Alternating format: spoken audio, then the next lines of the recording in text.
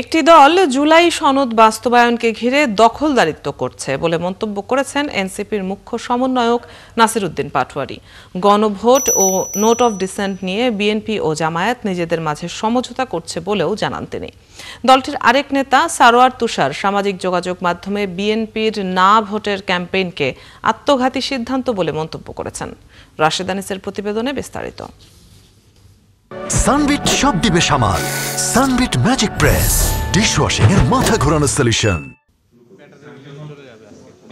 জুলাই সনদ বাস্তবায়নে তরুণ আলেমদের ভাবনা শীর্ষক গোলটেবিল বৈঠক। এতে যোগ দেন এনসিপির দুই নেতা নাসির উদ্দিন পাটোয়ারি ও সারোয়ার তুষার। অনুষ্ঠানে সারোয়ার তুষার বলেন, জুলাই সনদ বাস্তবায়নের মাধ্যমে বাংলাদেশে ভারতীয় আধিপত্যের কবর রচনা করতে হবে। তারা আমাদেরকে হুমকি দিচ্ছে, বিএনপির অ্যাক্টিভিস্টরা, যে আমরা যদি না ভোটে ক্যাম্পেইন করি তাহলে গণভোটে না হেরে যাবে।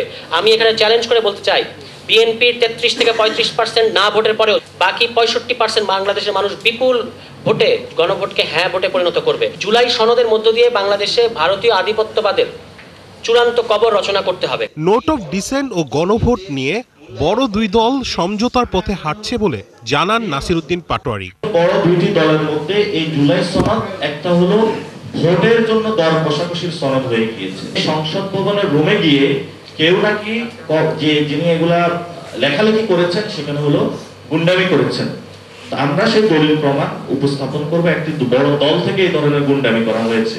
জামায়াত নাকি শুনলাম গণভোট ছেড়ে দিচ্ছে, নির্বাচনের আগে হতে পারে। তারাও আহ্বান জানাইছে নোট অফ ডিসেন্টের বা আপার হাউসের যদি সরকার মেনে নেয় বা বিএনপি মেনে নেয় তাহলে হলো এটাতে তারা চলে যাবে। এই ধরনের আলোচনা আমরা শুনতে পাচ্ছি।